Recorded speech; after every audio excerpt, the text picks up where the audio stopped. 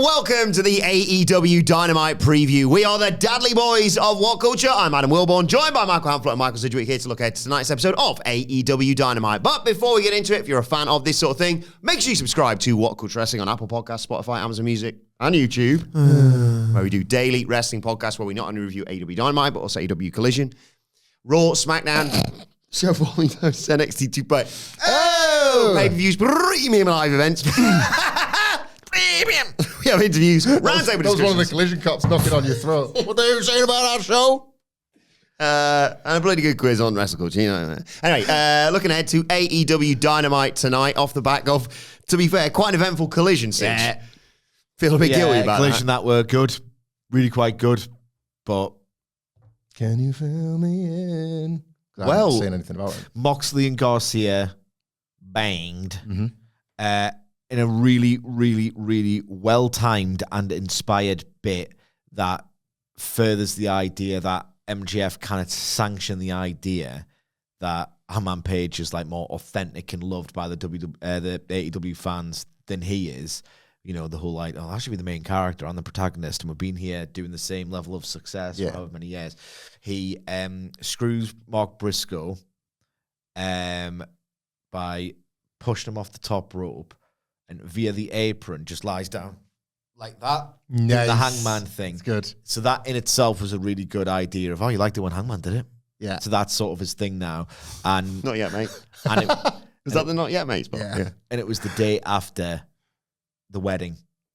And he'd not been on Dynamite either, so no one expected him to be on Collision. He literally just got married, I think, the previous day. And Yeah, it was. That's brilliant. where was my invite, Matt? By the way, congratulations. It would be very rude of me not to say a very heartfelt congratulations to MJF, Maxwell Jacob Friedman, and Alicia, what's her surname? A two Friedman.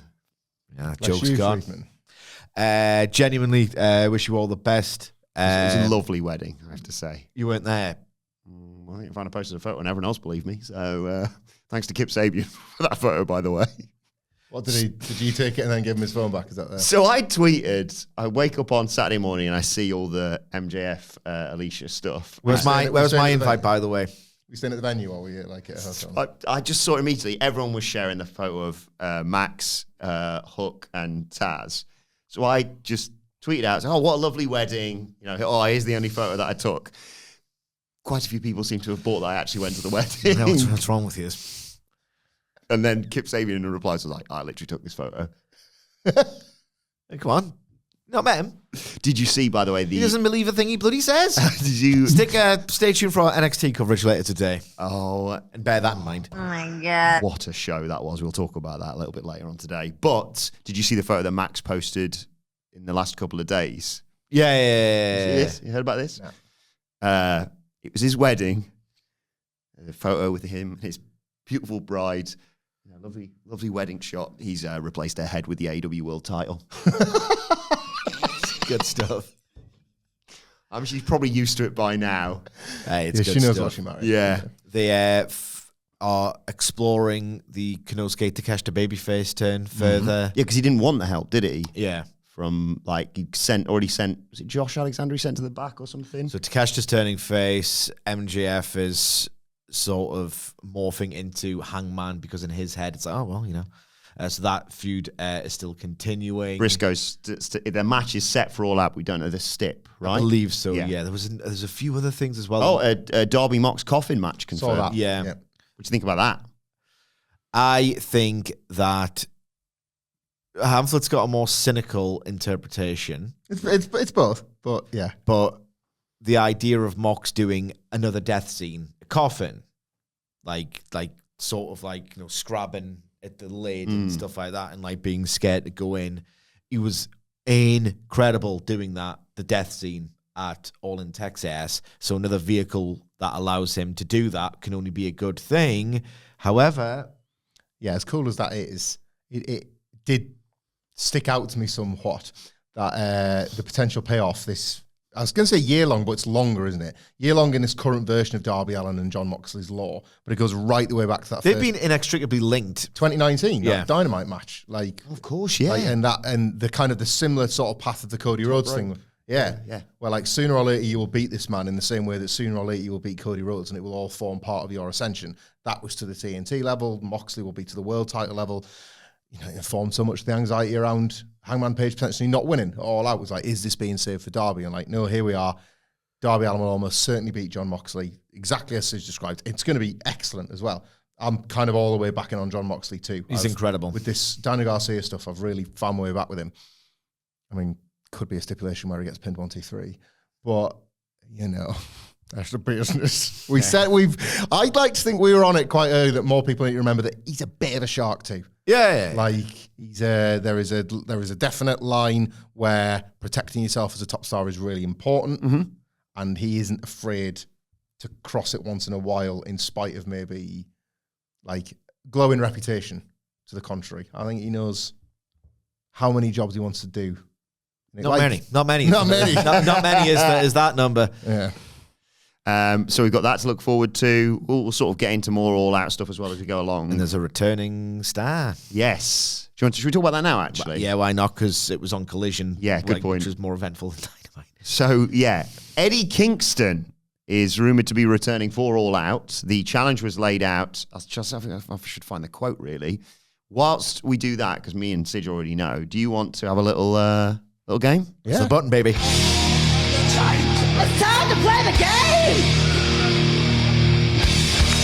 Time to play the game! Ha ha ha! Who challenged Eddie Kingston to a match? I'm just Phil, because I'm desperately scrabbling to find this quote. Right. Like John Moxley in a coffin.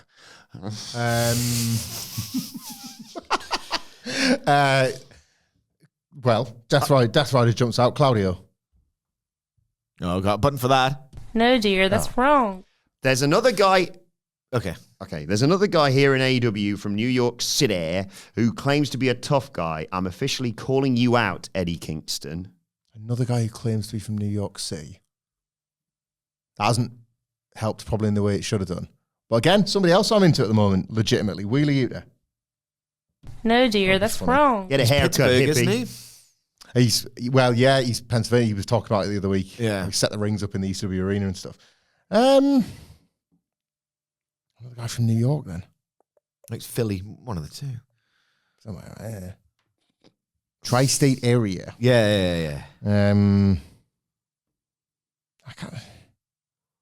He's got nothing going on.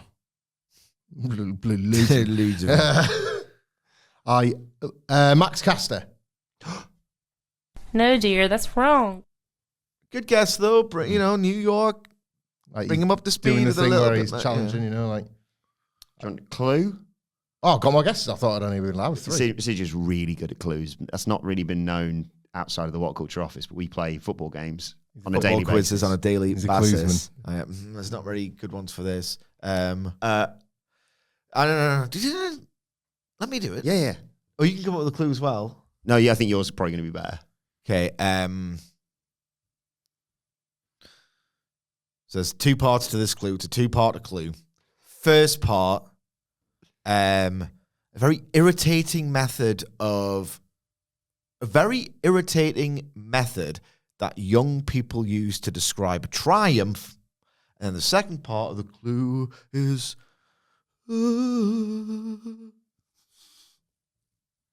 You have a guess off the back? Do you get it? Yes. Yeah. Right. An irritating method of expressing a victory used by young people online. That's the first part of the clue. The second part of the clue is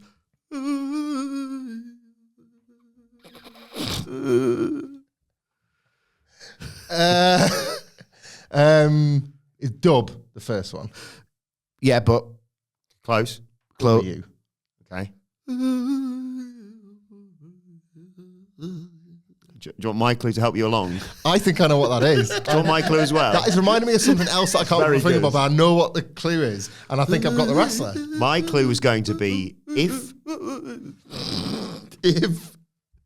if Tony Khan decided to take the entire AEW roster out for dinner, he'd get this at the end. He would. He'd be like, "Oh my goodness me, that's William Morrissey." Big Bill. W. Morrissey. Yeah. That was an excellent Morrissey in its own way, but it reminded us, do you remember those Family Guy DVDs where it would just loop the same thing on a TV screen if you fell asleep with it on overnight? There's one of like Stewie Griffin like dancing and he goes, "Oops," and that was that Morrissey noise. Yeah. But I got it with the gladioli in the air. Yeah. Big Bill. Why the hell not? Why the hell not? Before we get your thoughts on that, can I just quickly get Morrissey singing, because we only can do the first line of the song. Can we get Morrissey singing a song about Chancellor Mbemba, please? Chancellor Mbemba, of course. Oh, yeah, sorry. Soccer tangent. A much hyped centre-back for Newcastle United several years ago now, who didn't really fulfil that potential. There was a terrace chant. Ooh, Chancellor Mbemba. Do you want us to do another song? In the style of Morrissey? A Morrissey impression, yeah. How would Morrissey introduce a segment in which he was about to maybe go in on a bit of a sacred cow in pro wrestling? Oh, great. Great work.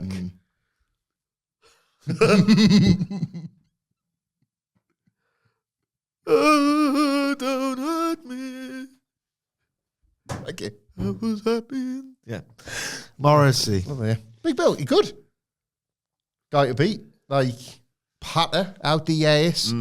Will cruelly mock Eddie Kingston. Mock Kingston. And then he will suffer for it.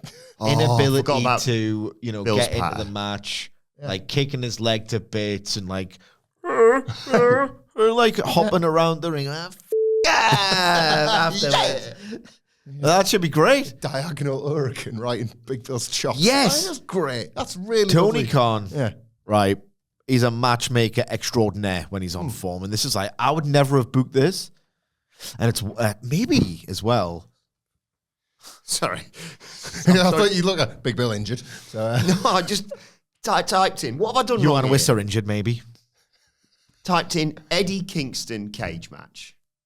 Ratings, Eddie Kingston versus Larry Sweeney. Well, that's not what I've searched for, is it? Yeah, but that's better because you just click in and then, you get the go, yeah. hyperlink to Eddie Kingston's name. Get there eventually. There we go. it is something. I don't know what's going on with cage match, though. And I now Honestly, forgot what I cage was... match, it was nothing. It could be a little flex as well, because what if this rules, and the likelihood of this ruling for the reasons we've just outlined is high probability. You're bringing Daniel Bryan back against Big Cass. What a stupid idea. And it was, because that was terrible, but I know it's yet another thing we can do over a several years old version of WWE that no longer exists. So there's no real point in doing this for that reason, but I think it's really just a good bit of matchmaking. Do you know, of all the things that I chance I'll remember about WWE, I'd somehow forgotten that. Like, It was a very... it got him sacked ultimately because he overdid it with that little person segment, didn't he? And that was the beginning of the end for old Big Bill. Beginning of the end. Well, there was that really funny thing where he walked out with that match that he was going to lose, the opposite of job face. Big Bill's here.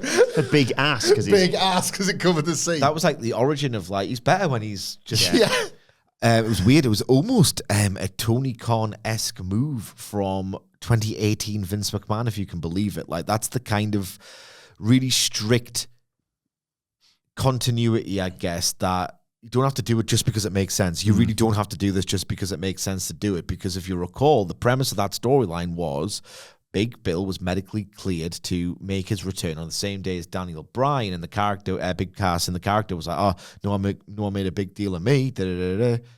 Very like, yeah, it makes sense, but don't do it.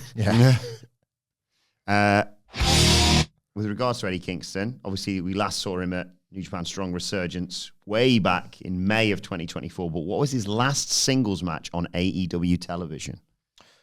Do you want the date? Would that help? Maybe. 20th of March, 2024. Eddie Kings, Kazuchika Okada. Was that? That's when he lost the Continental title. So did he? Am I getting myself mixed up? When did he say, "I hate it here," and he went and worked Ring of Honor? Was that the year before? Or was that wrapped in with this, and then he came back and won the Continental Classic and everything, like all was right kind of thing? Oh God, who knows? Who knows? I was thinking, he must have like done his last few dates in Ring of Honor, but then he had that belt, didn't he? He did in the C2. Incredible tournament performance from him yet again. Really excited to see him back. I've missed Eddie Kingston a lot. Yes, especially on the mic. In the ring, obviously, but on the mic too. Yeah, AEW badly needs someone to take it a bit more seriously. We've discussed this, and they've made the move with Danielson back on. Yeah, what do you reckon to that? And like, I think that they heard what we said. Yeah, well, they've heard what a lot of people have been saying. We just kind of added to the chorus. Although we have been on this Jones crack for a long time. Was that Wrestle Culture? We went proper Jones. Yeah, we went Wrestle Culture Jones on Wrestle Culture.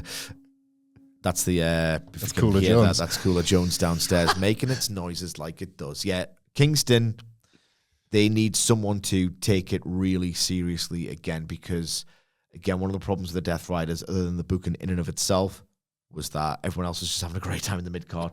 Commentary team, the conglomeration, or like, you know, the various forms the conglomeration took.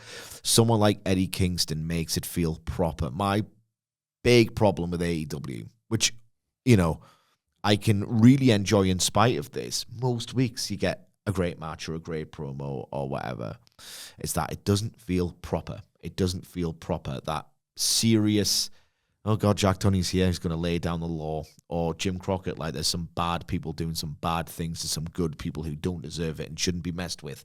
That JCP, the grand majesty of the Major League Puro outfits, like AEW just in a lot of ways doesn't feel proper. It doesn't feel like there's any weight to it. There's no really believable emotion. The commentary team are just completely self-indulgent at this point. Eddie Kingston is a guy who can make it feel proper. And I think his absence has been missed. I really hope, by the way, when Eddie Kingston comes back, and they've all but told you it's all out, I need him not to do the thing he was doing when he was during his last however many months, where his thing was, no, I'm sick of talking, I just want to go and fight. He somehow won promo of the year on The Observer. That was definitely on past glories, that. Because, I mean, the guy's obviously incredible. But Jesus Christ, his thing was, I'm sick of talking, it's nonsense. I'm just here to fight. I'm in a mood, I'm here to fight. That, to me, felt like a symptom of someone who was checked out a little bit. Yeah. As opposed to good character work. And need him to cut promos again. Why would you be a 5-star promo and your gimmick be, or your new thing be, I'm not cutting a promo, I'm sick of that, I'm just here to fight, I'm sick of the nonsense. Total loss of faith in the process, that wasn't it? It felt like that to me. It really felt like that to me. It's like, I can't sell it, so I'm not going to. Yeah, you don't talk about talking, you talk because you're involved in a story. Yeah. Especially when you're Eddie Kingston. Yeah. And what he was doing there was cutting a promo about promos. He's always had that character detail of, oh God, I hate this TV nonsense. I'd rather talk when I want to talk. And if I've still got something to say, do not count me down or whatever. So that was always a feature, but then it just turned into this weird thing. So I hope he's locked in, ready to like talk me into his matches all over again. What was I going to say? I was going to say something else. Oh, look, Danielson on commentary. Yeah, looking ahead to tonight's show, from the final show from the 6900 Arena in Philly, of course. Not really a lot I can do with that one. The Bongo Hall. That's good. That's what we call porn in the UK, isn't it? Bongo? Yeah, Bongo. Bongo Hall. It was. You might as well build this place out of socks because there's nothing else in it other than jizz. Yeah, it was confirmed over the weekend that Bryan Danielson is. I'm going to whip my Johnson out and come all over this ring. Socks full of jizz and Tommy Dreamer's tears. The amount of times I masturbated and cried on the corner of Swanson and Rittner. I called them matches, but it was ultimately the same thing. ECF and jacking it. Tommy, you've literally just masturbated. Please, sir, can I have another? Tommy Creamer. So, yeah. Taz, because Jazz Mags, that's what I used to. Beat me off if you can. Make me calm if I let you. Tazmags. That's a Photoshop, innit? T-boner super. Taz missionary. Sex stuff now. ECW sex. That's how our brains work now. ECW sex or jerking it. Right. Right. Like, let's go with it. Or what else? The Handman. I was trying to think of one with the Sandman, yeah. New jacking it off. Yeah. The gangbangsters. Yeah. Oh, more. Bouncing on it like super crazy style. So, you know. If you're never sure of a joke, oh God, that's going to land, just put. So, it's one of Wilbourn's tricks there. It's a crutch, yeah. Chili Willy. Yep. Good. The Blue Movie. Yeah. Porn. Saboobs. Oh, dude. Harry Spunk. Terry Spunk. Yeah. Cactus Jack in it. It's good, isn't it? It's really good. It's good content. So it was confirmed over the weekend that Bryan Danielson... We'll revisit this when something yeah. pops into our head, surely. Confirmed over the weekend, Bryan Danielson, full-time AEW Dynamite commentator. He obviously did it on the Glasgow Dynamite, I think, and then obviously impressed on Forbidden Door, and TK was on the Battleground podcast. You're grounded. Battleground. But Tony. And he said he was great. So now he's full-time. I think, yeah, only a benefit to commentary, as we alluded to on WrestleCulture. Yeah, absolutely. Like, Jesus Christ, for way too long now, way too long, there's been so little emotional heft to AEW because I don't know. I mean, I think I've got an idea of how it happened. One, Tony Khan is not the guy. He's not that guy to say in the headset, sternly but fairly, shut up. Like, you're talking too much about nonsense here. Yuck has run amok. Yuck has run amok. Call the goddamn match. Call the goddamn match. I've had this. It was a little bit charming at first because it was a novelty. As an international viewer, the commentary team would get a little bit loose during the commercials, which you would never hear unless things were, edited and put on Twitter. So you get them a little bit more loose during the ad breaks, and you think, oh, that's good. Because, again, we were in the days then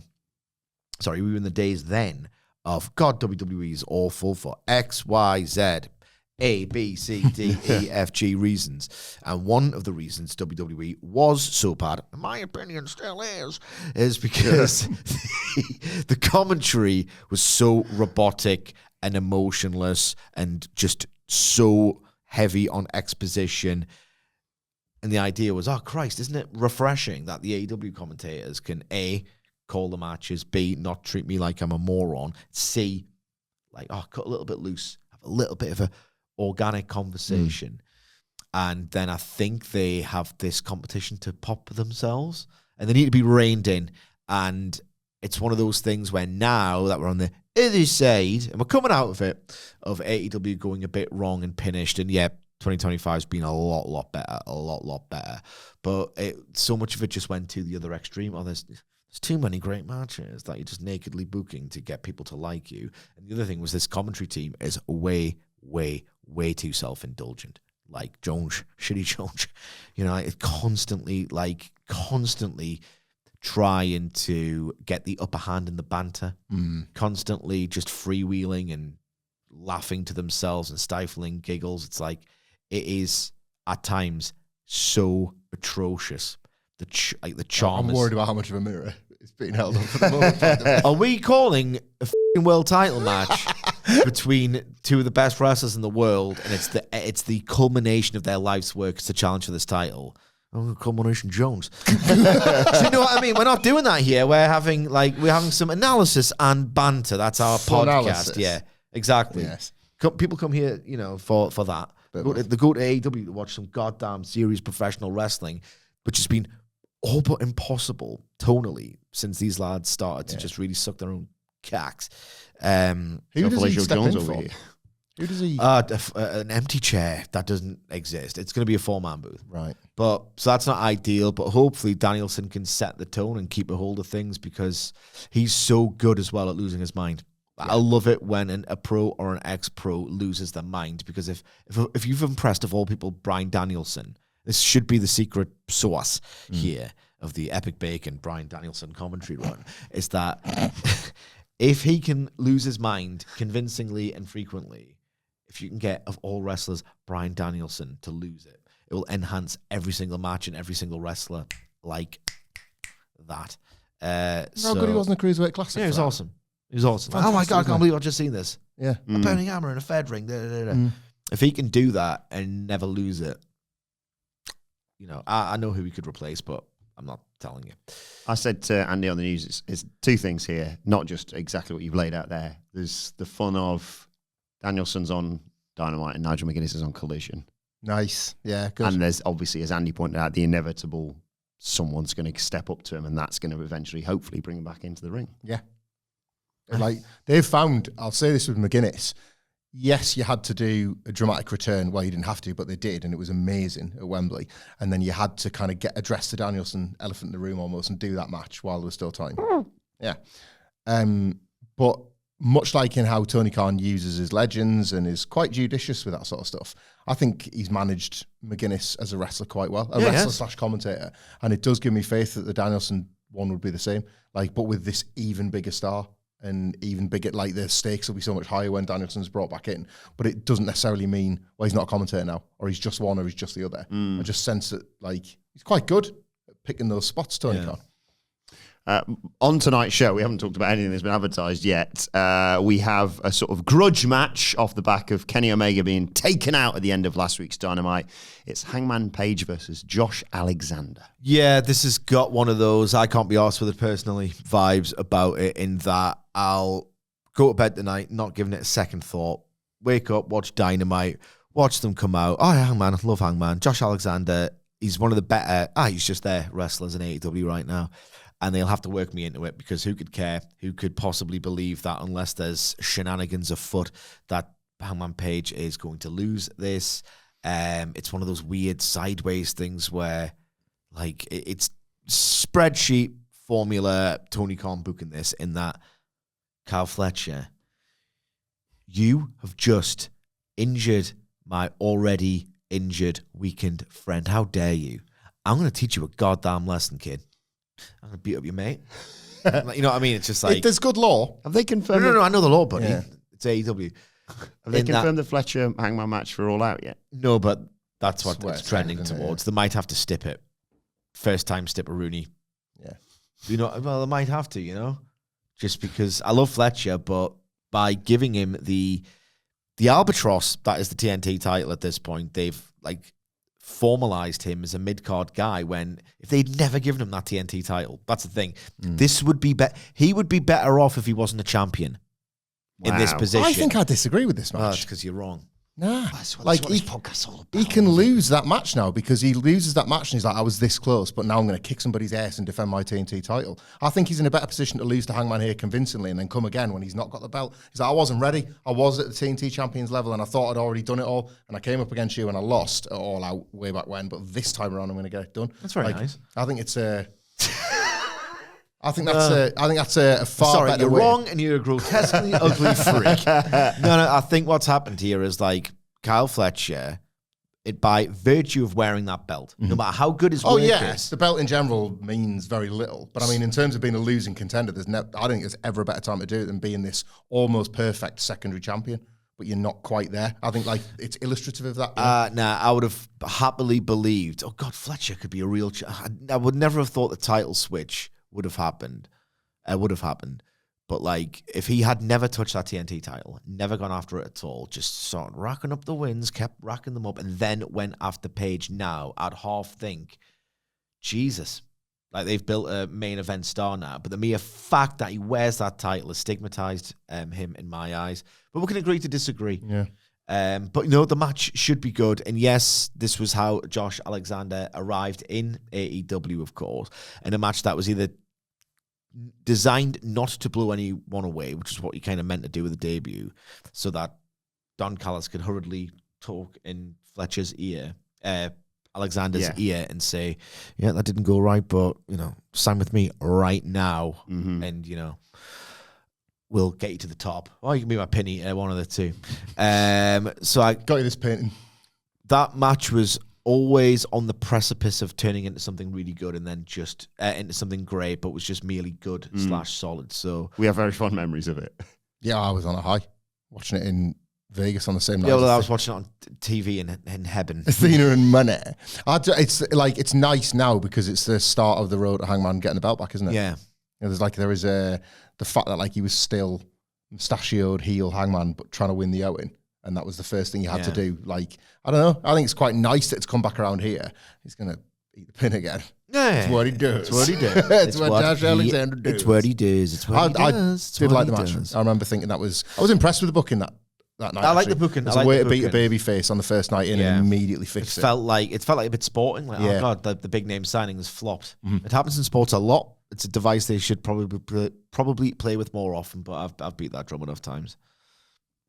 Hangman Page to win for you. All right, and Page wins. I do have slight concerns, though, over the fact that with Kenny Omega being taken out, in the words of potentially the number one contender, you've got no f***ing mates. Going to beat the crap out of him post-match, potentially to set up the title match. Yeah, absolutely. Is Omega not working all out? No, That's a shame, isn't it? a Meltzer report it might be January for Ah, him and Swerve. so no. And now Wardlow. We've mentioned that on a podcast recently, I think. Aye. That's got him. Yeah, that's- Come straight back at that's Shan for him, rough. really shot. That is Rough for him. Let's throw Kenny in the C2. But then, Meltzer's word isn't gospel, so hopefully I still want Kenny to do the story, and maybe he physically can't do it. In that, like, all right, okay, I can only come back for these big matches, but then the injuries pile up almost as soon as I've returned. That's not happening. I'm doing the goddamn C2 this year, and I'm going to get revenge on Okada. The idea of Kenny wrestling that often would be fraught with such anxiety and suspense and drama that I'd love to see it if he was somehow physically capable. So hopefully that is the case. One thing that is happening at All Out is that trios match between the Hurt Syndicate and Ricochet and Gates of Agony. And to tease that tonight, we get Ricochet versus Shelton Benjamin. Who cares? Who cares? I mean, I Dave. don't care. They've done it. The Hurt Syndicate have done the thing which you cannot do, which is make it abundantly clear to an audience that knows better what it is you're doing behind the scenes. Yeah. And it just tears away the fabric of the fiction, doesn't it? Yeah. Completely. Like if Ricochet beats Shelton tonight, so what? It's a concession for the jobs that Ricochet and the Gates of Agony will do. Yeah. It's like This is the food I'm least interested in Yeah. because the Hurt Syndicate have showed their ass. They have showed their ass. We were discussing this last week. You believe you share the opinion. I mean, I don't care. I can't invest in it as a story no more. And look, here's the thing. If you're going to go on like that, you've got to be good. You've got to be great, in fact, especially where the standard in AEW is, sky high. All too often this year, I still maintain that match against Private Party was one of my favorite bits of business, if not necessarily a match this year, right? That was when I was like, these guys are everything they said they were going to be in WWE, but better in AEW. I don't think they've approached that form since. They haven't approached that form since. And if you're going to go on like that, this has got to be great. Why do I get the feeling this match is going to be solid? Just solid. And you can't justify this naked, egregious politic. And if you're going to be merely good, I'm officially off the Hurt Syndicate train at this point. No hope that it's going to go any much better in the ring. I understand the appeal. I felt the appeal myself. But at this point, recent form / backstage reputation, I can't be asked. I cannot be asked. Yeah, It's a shame as well because it's such a unique act that very few other people, especially in AEW, have. So hard to be like a powerful horse badass and get taken seriously. They had it, and now they don't really have it in my eyes anymore. Too many just sludgy, baffling matches. We squirt people, to circle back to the Yeah, Gross, indeed. that's good, Yeah. Not baffling. Not baffling when you know the context of, they don't want to look weak. Yeah. They are Triple H in a THQ video game. Yeah. Actually, no. I take back that comparison because they hate Triple H, and potentially rightfully so. Yeah. and for all your complaints on Raw, it wasn't Triple H's fault, so there you go. Yeah, big relief that actually, yeah. What happened? I knew it was a week of Raw. He was for a on reason. Tony Hinchcliffe's show, so that's why he wasn't there on Monday night. No, he's not professional. He just merits a day off, the amount of work that he's put in. We left it in the wrong hands based on Monday. Road Dogg, probably. Yeah, Typical, I innit? bloody knew it as Bloody well. Road I Dogg. knew it was Road Dogg. Sick of him lately. 2025, Road Dogg having all this power. Anyway, back to AEW, please. God. There might be a moment in this match that you'd like the next day people pick up on as like people were sleeping on this one. Like a really cool spot. Bald stuff. Bald, yeah, they love that. They love that too much, if anything. But it's getting old. But they love that bald stuff, yeah. But I was thinking more just because Shelton's going to be the babyface, just kicking Ricochet's head off. Just absolutely, a version of the Shawn Michaels super kick spot. You know, where like Ricochet's setting up, like, or the Adam Cole Ricochet. Yeah. You've got one or the other to be inspired by, and people just go nuts for it. That Shelton Benjamin thrust kick's a beauty. He's got Law, of course. He's an ECW original, the gold standard. Yeah. Just, there might be something in this match that pops off, and we have to go, yeah, all right, yeah, fair enough. Hands up, that was pretty good. But who cares, really? Bald spot. Bishop Corn gets blinded, but whilst trying to interfere, reaches out, grabs a bald head, assumes that's Shelton Benjamin, but it's actually Ricochet, because both bald, aren't they? So, is that anything? Yeah. Maybe it is something. Feel it. It's definitely bald, so that must be Shelton. Maybe it is. Maybe They it is something. try and bring MVP in physically a bit more and reveal that he's possibly not up to the challenge. Like an actual bit of storytelling here. Cyber sex slam. That's good. That's got to be doing Kane. good. But it's his Hardcore pornography heaven. Yeah. That's basically what it was on it already.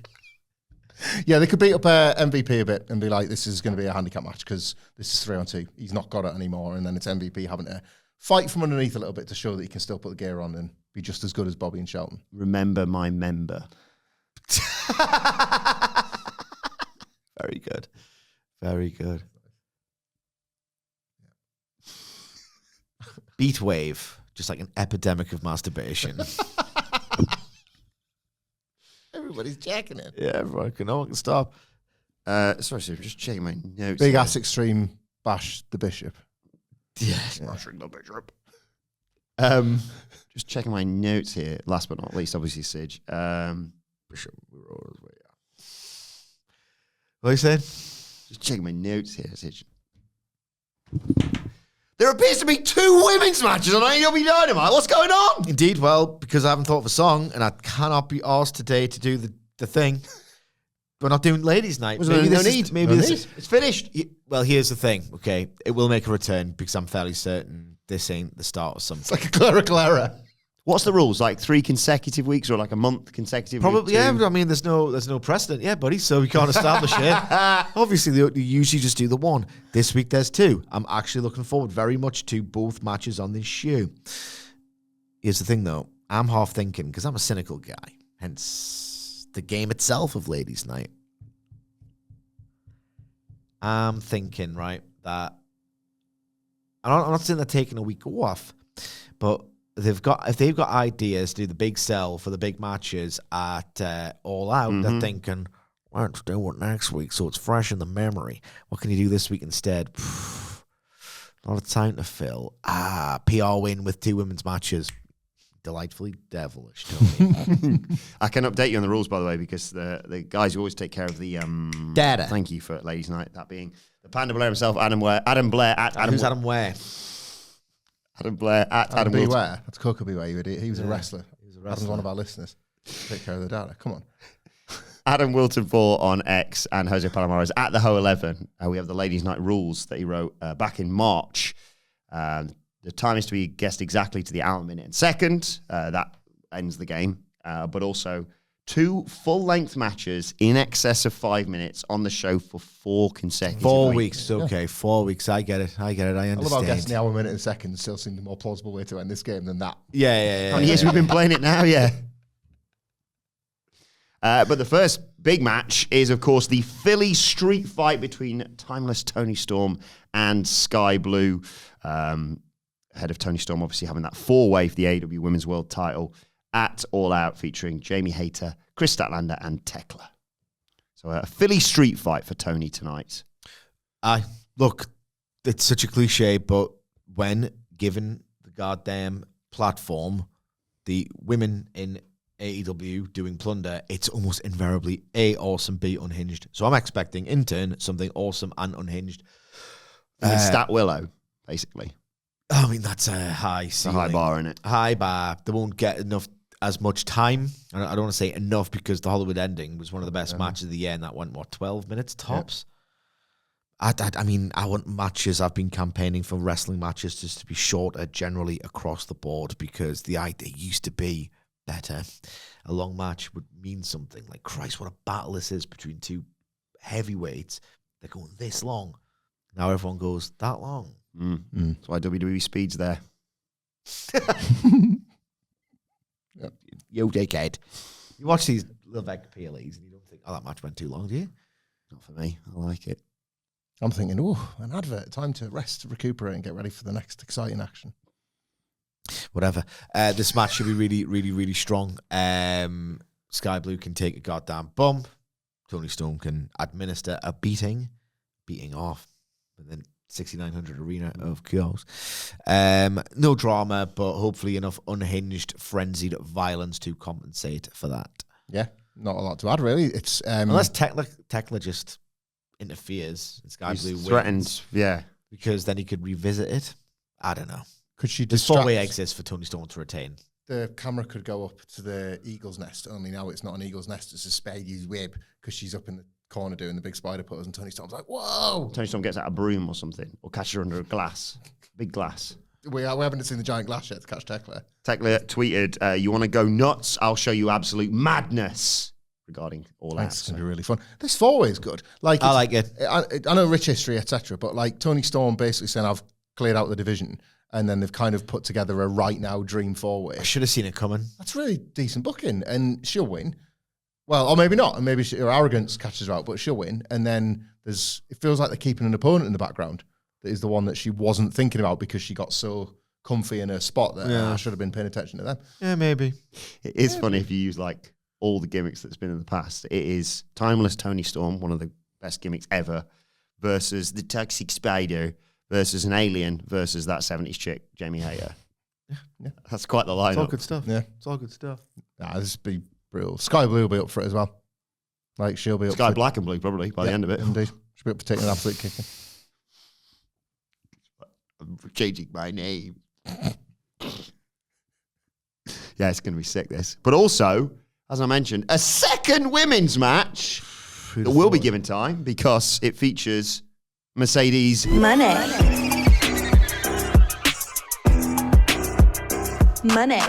TBS champion amongst many others, set to face Riho, of course, at All Out. Mercedes teaming with Emi Sakura to take on Riho and Alex Windsor! She's been really impressive. I like the look of this match. It's very like, remember Emi Sakura and Riho 6 years ago? Yeah. Like this, I like it, and I'm thinking, I mean, come on. I like it and come on at the same time. But look, people have this like demigod perception of Emi Sakura. I don't really. I think she was very handy in a gatekeeper role until they beat her too often. But they'll do one of those incredible like whirlwind pin dances, if you like, Riho and Sakura, and I'll just be like, all right, okay, this is absolutely tits.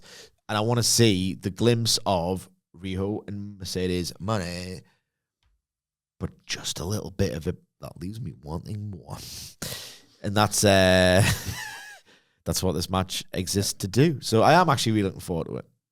I'm just in a silly mood now because I'm still thinking about AEW. Hostile Titty Showdown. That's where Tommy Dreamer said he was hardcore and he'll take them both. We'll take them both. Hostile Titty Showdown 96. Come on, I want to you. Already a pun, but Yeah, made it bluer. didn't get any bluer.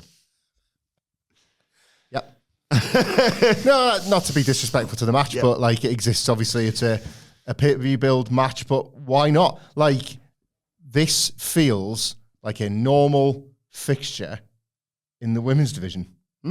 High praise for that. Like that's parity. Fan cam. Nice. That's parity when it can be almost a little bit dull and run of the mill. That's real parity. It's like you would do this for one of your mid-card men's titles. So you Bill Alfresco. Yeah. Who do you think takes the pin? Sex but outside. Windsor. Sakura, No, hang on. surely. No, Emi Sakura. Emi Sakura. Sakura's Babyface, getting isn't the it? Getting pinned. of course, Not yeah. getting the pin, getting pinned. That's what she was put on this planet to do. Yeah. Well, was it? Where's the lie? Anyway, let us know your thoughts ahead of AEW Natural Dynamite. Born Killers. Yes. Yeah. Good. I'm running out of ECW specials. I don't know why I'm saying let us know your thoughts ahead of Dynamite. Let us know your contributions to the game we've played in the comment section below and your thoughts ahead Keep of them Dynamite. a little bit, asterisked. Do you get demonetized for an abundance of know, actually, dirty yeah. comments? Maybe, yeah. Send them in the comments just in So case. send it to X instead. Yeah, on X. You know, do whatever you want on there, man. Yeah, that's where it belongs. At WhatCulture WWE or Oh, yeah, you can follow all of us there. You can follow Michael Hamflett at Michael Hamflett. Michael Sidgwick at M. Sidgwick. follow me at Adam Wilbourn. Follow us all at WhatCulture WWE, as I said. Make sure you subscribe to WhatCulture Wrestling, wherever you get your podcasts from. For daily wrestling podcasts, we'll be back tomorrow to review AEW Dynamite. The NXT review is coming your way later on today. But for now, this has been the Dynamite Preview. My thanks to Hamflett, Sidgwick. Thank you for joining us. And we will see you soon.